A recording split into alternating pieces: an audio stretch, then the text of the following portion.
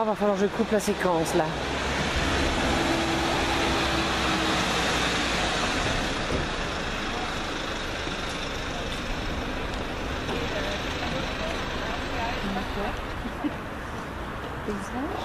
Oui, je voulais montrer le paysage, mais je voulais montrer notre bus.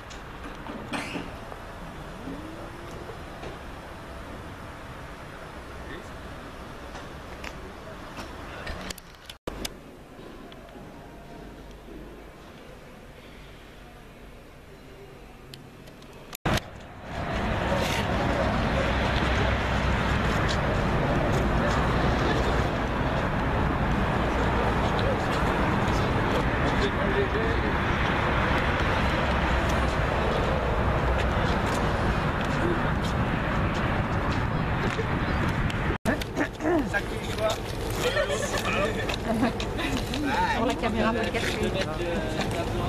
Comment tu sais? Ouais. Ouh, c'est par là que ça se passe. Allez, on a tout de tête.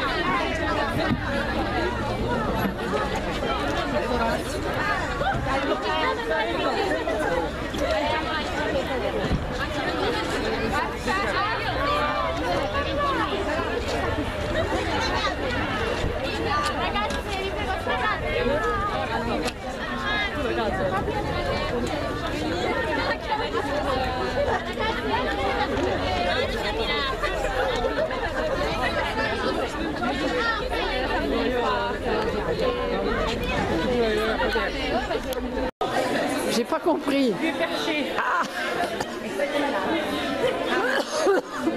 Come un Calvino. Oui, exactement. Mi arrampico. Il est génial le Calvino. C'est vrai? En français. Alors, faut qu'on les aide à servir, les collègues. Comment on fait?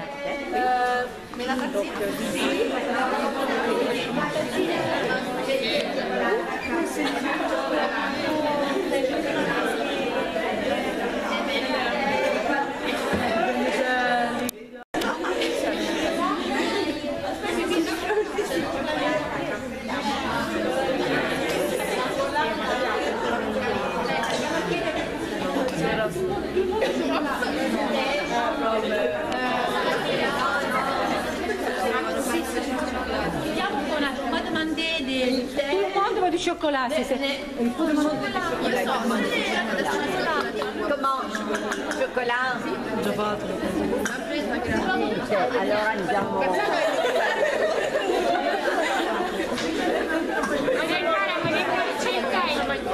La cioccolata. Io vado dei cioccolati. Anche i cioccolati.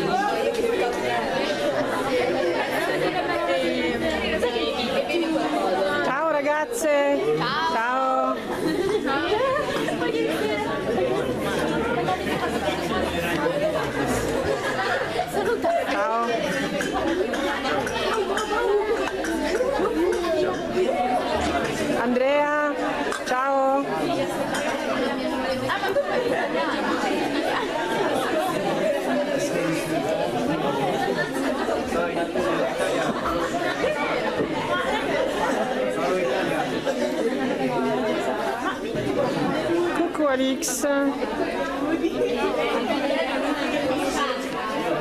Gaëlle. Et c'est qui à côté de Gaëlle? Claire. Claire. Jasmine. Eh oh, Jasmine.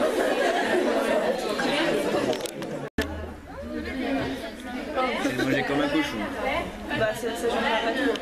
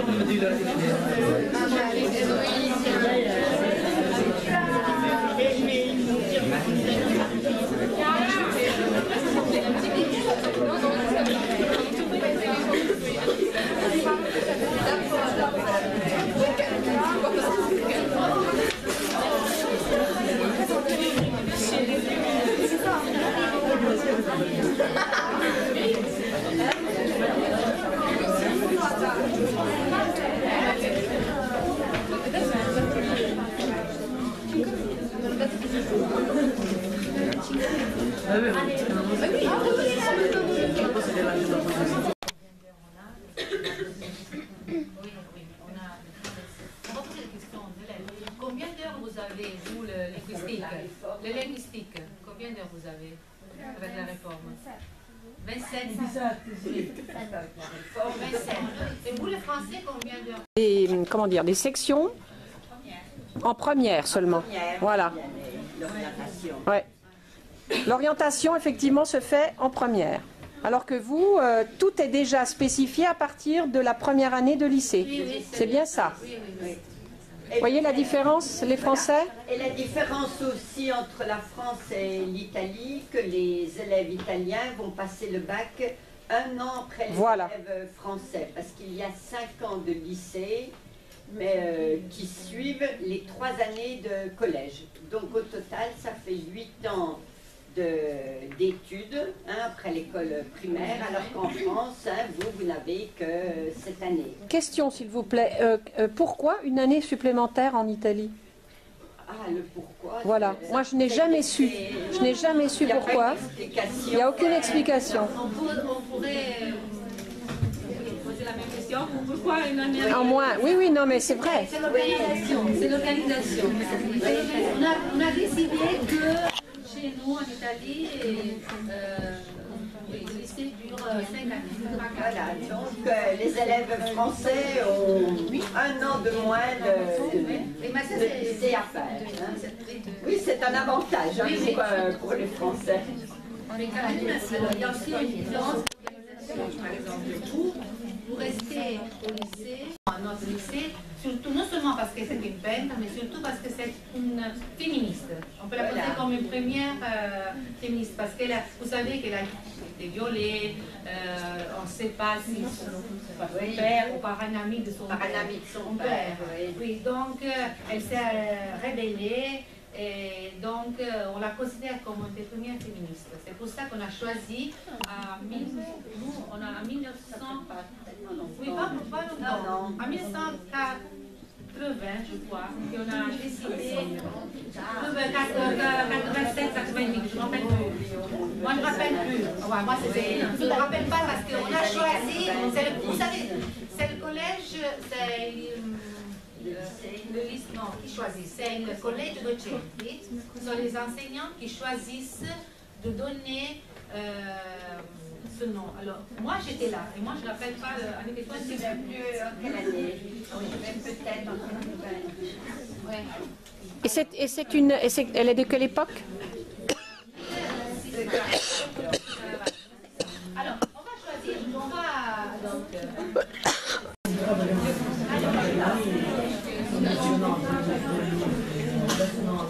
Qui va pas là. ça en français, voilà. Ça, c'est son portrait. Et c'est aussi le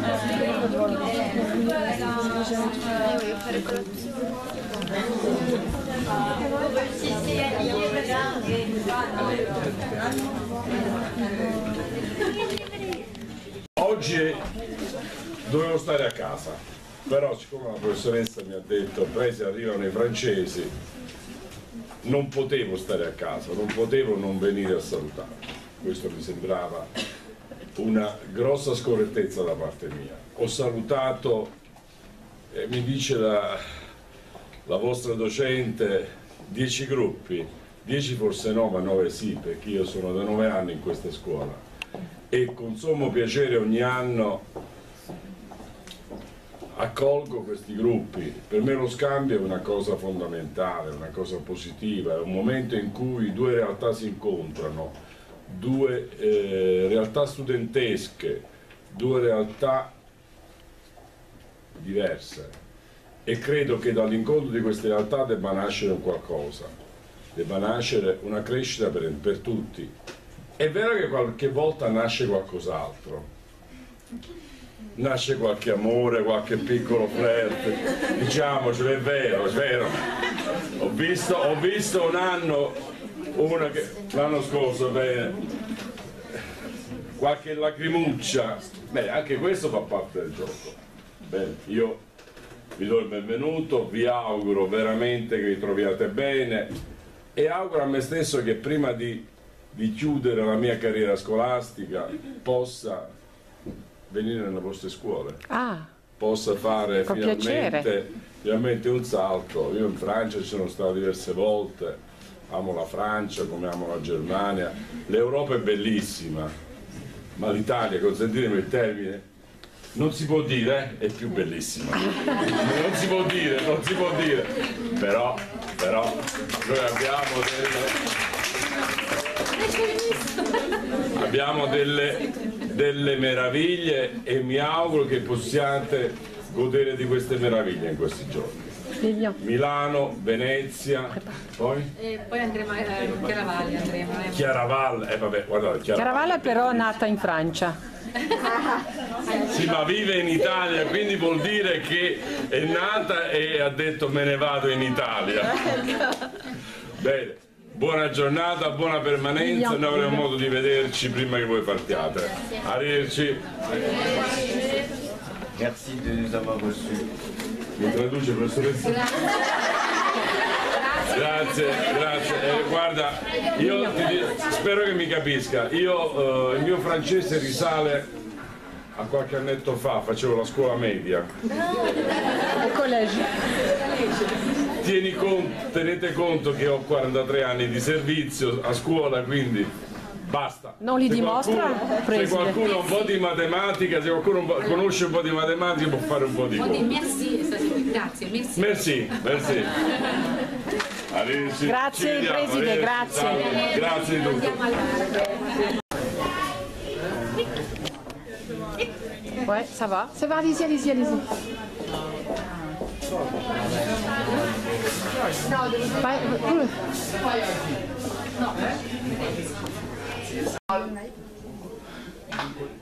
Se c'è l'amido nella sostanza che voi vedrete, questo reagente da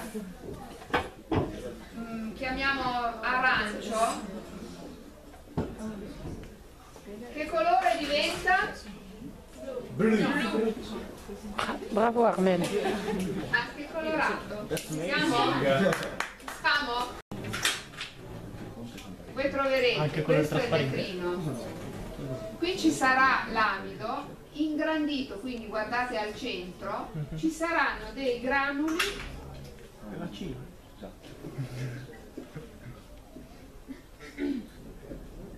questo è l'amido. Ci siamo? Andate a vedere come è fatto. Vedrete l'amido per esempio nelle patate o l'amido nel riso, vedete che sono granuli diversi, però sono sempre granuli. E quindi amido è uguale, già che ci siamo, perché non dobbiamo mangiare tante patate? Un po' sì, ma troppe no, perché è una riserva bianca. E quindi di e deposito, e quindi lì ricordiamoci che è uguale energia. Ci siamo? Guarderemo qui, guardiamo le patate, riso, banane. Ok? Quindi questi sono alimenti che dobbiamo mangiare perché fanno bene, però sappiamo che sono un po' La domanda. Voi siete una classe di seconda? Sì. Quanti anni avete? Tu come ti chiami a destra, alla mia destra? E tu? Federica. E tu? Elisa. Grazie. Non era Élise? Alors tu es en cours de quoi, Élise? sciences. D'accord. Et qu'est-ce que tu vas faire? Je vais étudier des bananes. Non? Non, on va changer de programme parce que toi tu les as déjà vus. Oui. Ah, d'accord.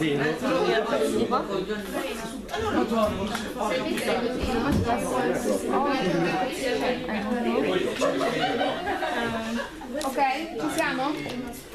Passate anche Comment tu appelles ça en français, Élise? Scusa. Allora, noi continuiamo qua. Voi avete qua un bellissimo vetrino già fatto di spiegano, quindi potete cominciare. Ragazzi, il tempo è poco, perciò allora loro tanto guardano i vetrini, venite qua con i vetrini che ve li venite a osservare. Dai. Ragazzi, volete la banana? Devi far vedere dal piccolo. Bravo, devi controllare. Mettete un po' di polvere qua, poi ve la passate. Poi lasciamo il dito qua e la metti poi, se no ma pochissimo, le batteri qua. Allora, voi cosa volete fare? Se c'è la banana. Banana, aspettare banana, avevo messo banana.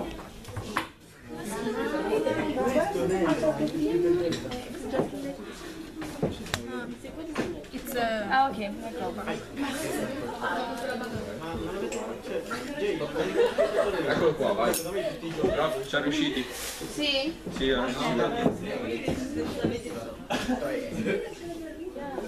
Ça va, la collaboration franco-italienne se passe bien, Élise? Avevo un sacchettino. Vabbè, se no vabbè, prendiamo il riso.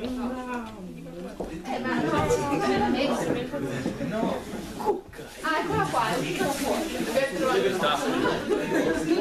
Fate una sezione, prendete il coltello, fate una sezione, andate a posto, fate una sezione sottile, sottile, poi la banana ve la mangiate. Sì, io bravo. Allora, ci dovrebbero essere lì i palloni che poi... Allora, ne abbiamo tutto pronto. Quello che ci non devo fare e anche se sono guardati uguale. Qui ce l'hanno dietro, vabbè, passano dietro. Ascoltate, non ve lo ripeto più, dovete stare zitti. Allora, ascoltate il meccanismo, mi cancelli la lavagna? Posso io, vado io a cancellarla. Faccio un cancello io, va bene. Sta ridendo? Allora, adesso cancelliamo qua un secondo e scriviamo cosa succede se noi usiamo, questo qua si chiama Lugol, è un reattivo, ok? Sì. È una sostanza che quando, ascolta Laura, non c'è problema, qual è il problema? Lei voleva chiamare Come si chiama? Come ti chiami? Cyrielle. Che cosa vuoi chiedere? Allora, va bene, così vi siete conosciuti. Allora, quando questa sostanza Cyrielle. tocca l'amido, cambia colore, diventa blu, viola, ok? Allora adesso vi faccio delle sezioni sottilissime, per esempio di una patata, voi le colorate, poca roba perché sennò esce l'acqua, e provate a vedere uno di che colore diventa e due se riuscite a vedere i granuli di qual è la sostanza che sarà dentro. Amido. Ci siamo? Come saranno questi granuli? I granuli sono dei contenuti, anzi vi faccio il disegno così vi rimane.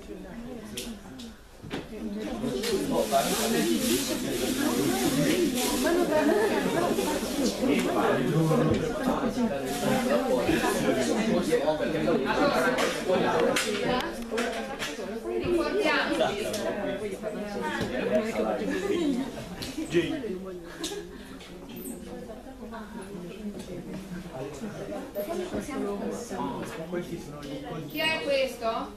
È il glucosio. Polimero. Oh, ok, polimero.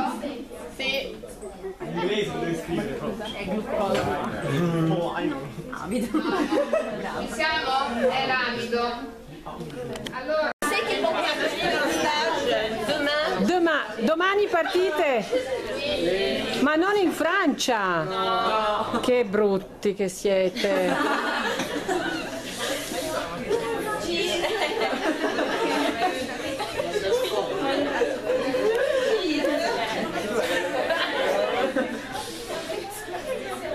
E la prof. Troppo bello.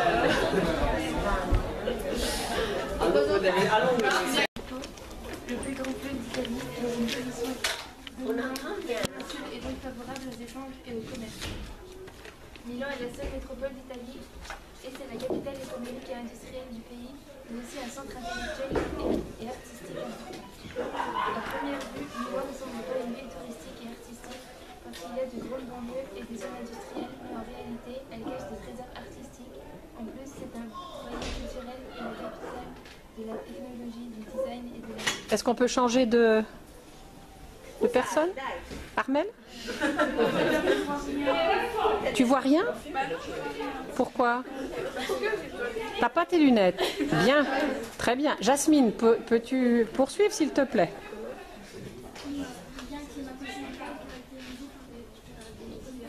Plus fort, Jasmine. Dans la mauvaise saison, il y a toujours la grisaille. La pollution est un grave problème de Milan. Histoire. Milan a une histoire très ancienne et illustre qui a laissé des vestiges de toutes les époques. Milan a probablement une origine gauloise, puis au IIIe siècle avant Jésus-Christ, elle a été soumise par les Romains qui l'ont développée. Plus tard, elle est devenue capitale de l'Empire romain d'Occident.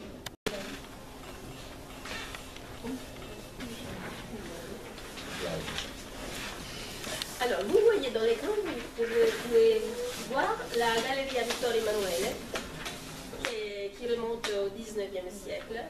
Et puis le dôme, voilà, il y a une vision du haut de la galerie.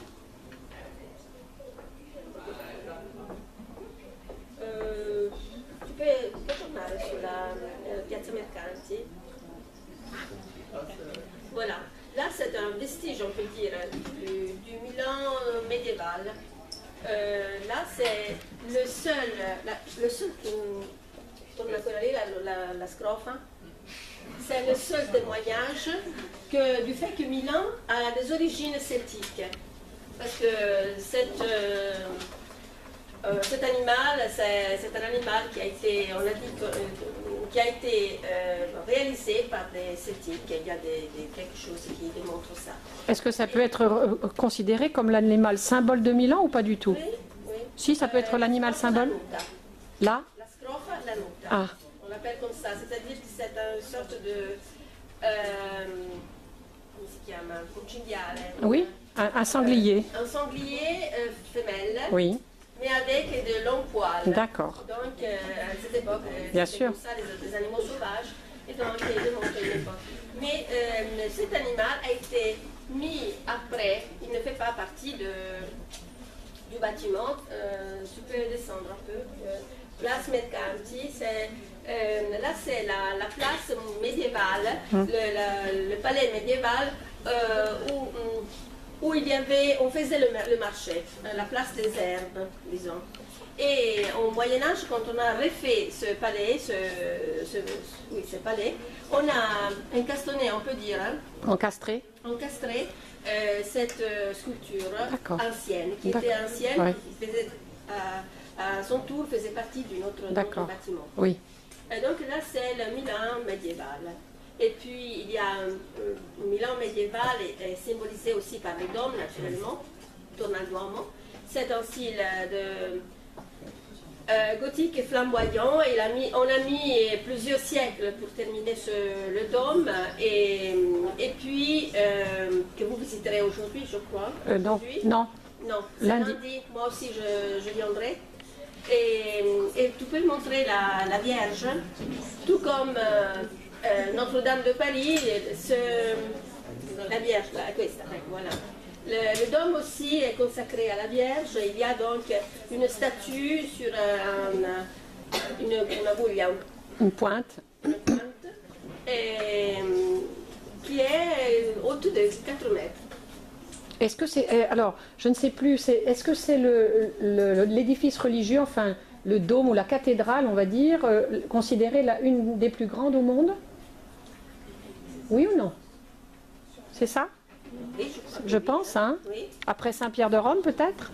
Saint-Pierre est un cas spécial, hein, parce qu'on l'a fait exprès si grand. Oui, bien sûr. Vraiment bien sûr. Énorme, oui. Parce qu'il devait démontrer la grandeur de l'église romaine. Par contre, là, il remonte au 500, ah oui. à la Renaissance. Oui. Par contre, le dôme de Milan, c'est un dôme qui a commencé oui. en 1300, au 14e siècle. Et puis on a mis des siècles pour le terminer. Bien sûr, bien sûr. Aujourd'hui aussi, il y a une fabrique continuelle. Bien sûr, bien sûr. Et c'est magnifique, et même à l'intérieur, ce qui est impressionnant justement, c'est que c'est une très grande cathédrale, un très grand édifice religieux, mais qui ne donne pas de sensation de lourdeur. C'est d'une légèreté incroyable, grâce justement, grâce justement à ce style gothique. Oui. D'accord. En avant, on montre qu'est-ce qu'on a vu, la Scala. Voilà, le théâtre de la Scala que vous visiterez. Oui. Et le musée aussi, il y a le oui. musée de la Scala. C'est le théâtre le plus à la mode du monde. Déclare ceci. Le théâtre le plus à la mode du monde pour le théâtre lyrique. Hein. Il y a aussi le ballet, on fait aussi des ballets. Par contre, à Paris, il y a deux opéras. Il y a l'opéra Garnier, l'opéra Bastille. L'un pour le théâtre comme théâtre lyrique et l'autre pour les ballets, les chansons, etc. Là, on fait tout, mais pas des chansons, on fait des ballets et des concerts et des opéras lyriques. D'accord, l'acoustique est parfaite. On a bien étudié, spécialement étudié la reconstruction parfaite par rapport au passé et l'acoustique. D'accord. À quoi on peut passer? L'arco della pace. Là, on ne parle pas de l'arco della pace. Alors, au 19e siècle, Milan devait rassembler à Paris. On a fait des projets pour transformer, pour créer à Milan aussi une perspective telle que les Champs-Élysées.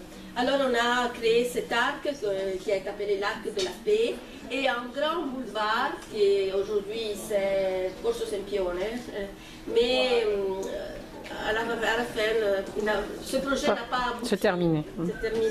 Mais il reste, par contre, il reste l'arco de la pace. Dans cette photo, il est mieux que au naturel. Donc pour nous à Paris, ça correspondrait à quoi? Voilà. L'arc du Carrousel, je crois, parce que c'est plus proche. Ou l'arc de Triomphe. L'arc de Triomphe, oui.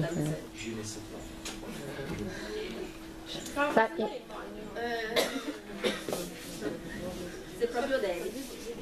D'accordo, cosa possiamo vedere ancora? Qualche altro foto? Il naviglio proprio, il naviglio. Il naviglio. A voi piace il naviglio?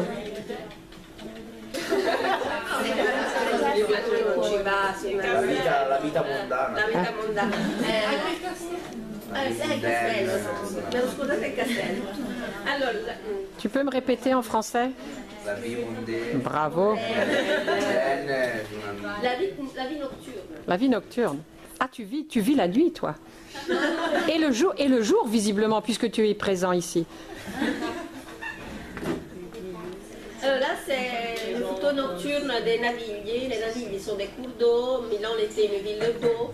Le dôme aussi, on l'a construit, on a apporté, on a amené les matériaux pour la construction, le marbre, pour la construction du dôme à travers l'eau, à travers les canaux de Milan.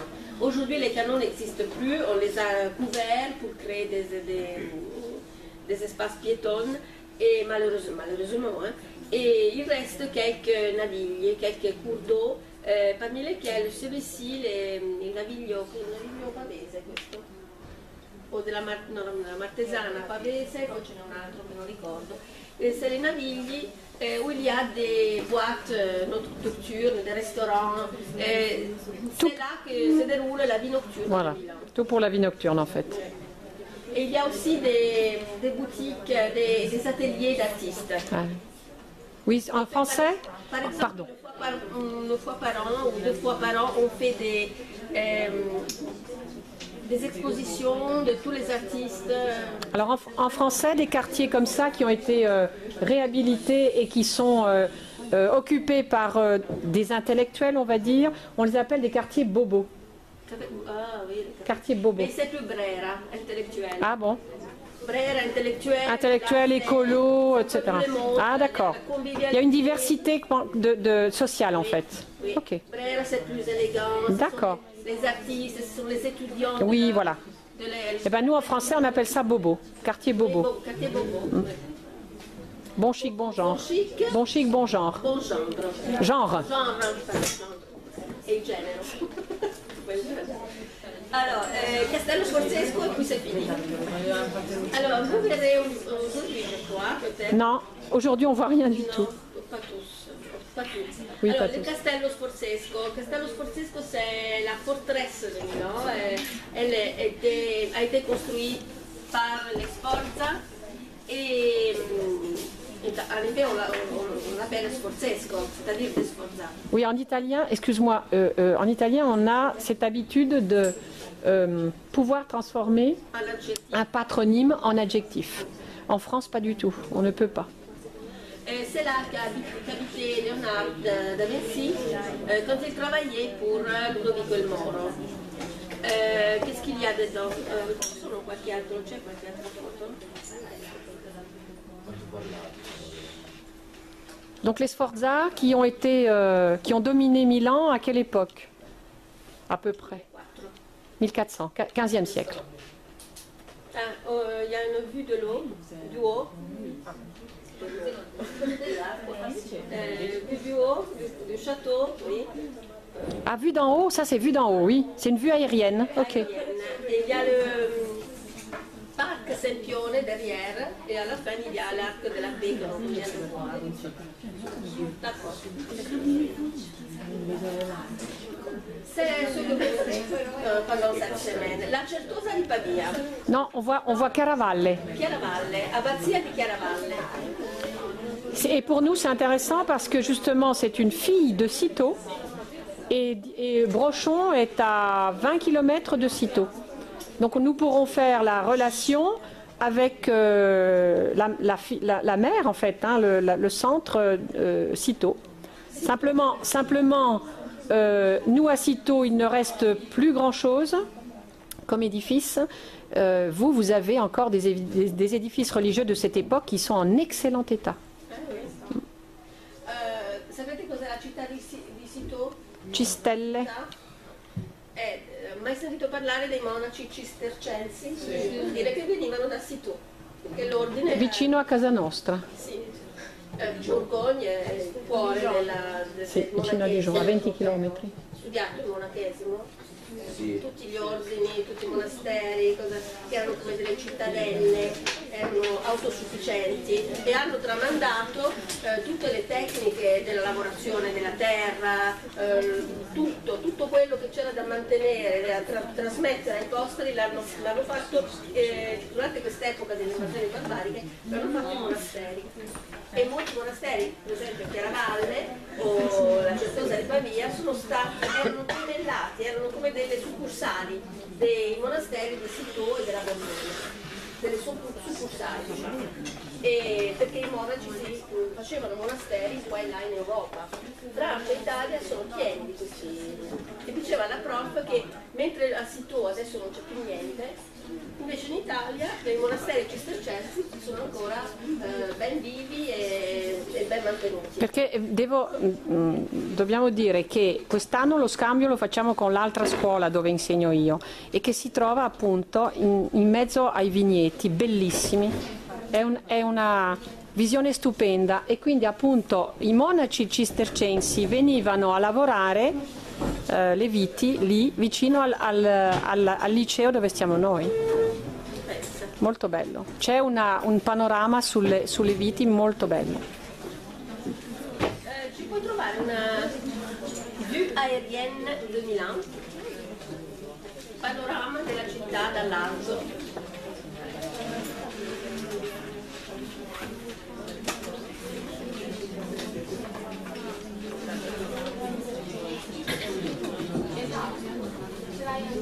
Ah, ecco. Qual è la strada più bella secondo voi? Ma è Milano? Non so se è Milano. No. Perché Milano è panorama. Milano senza panorama, Milano dall'alto. Aereo.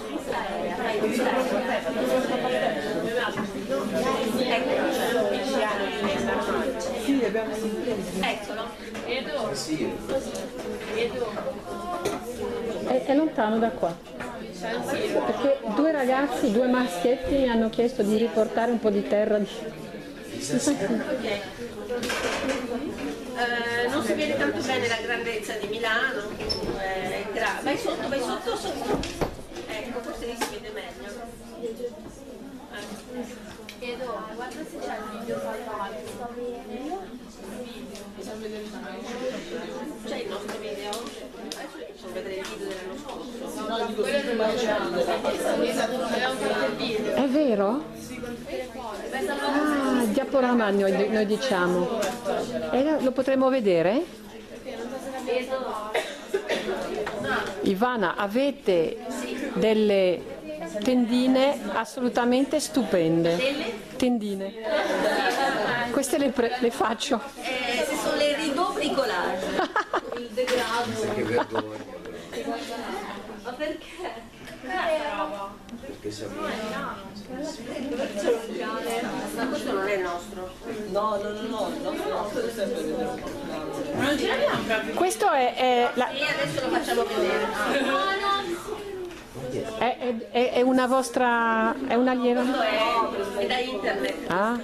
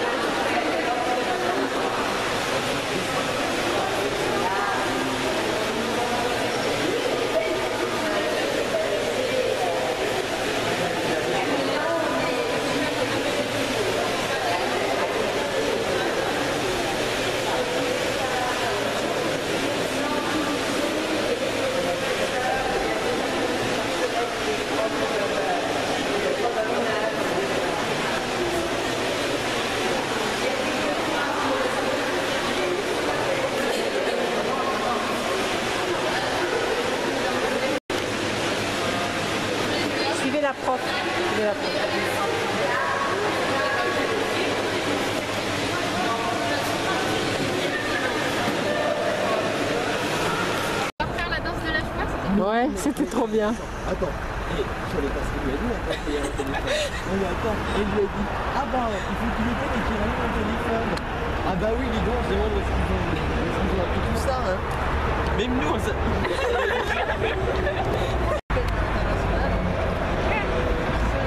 Désormais, attelé par la dernière chose, on nous aurait pu le dire avant, on arrive au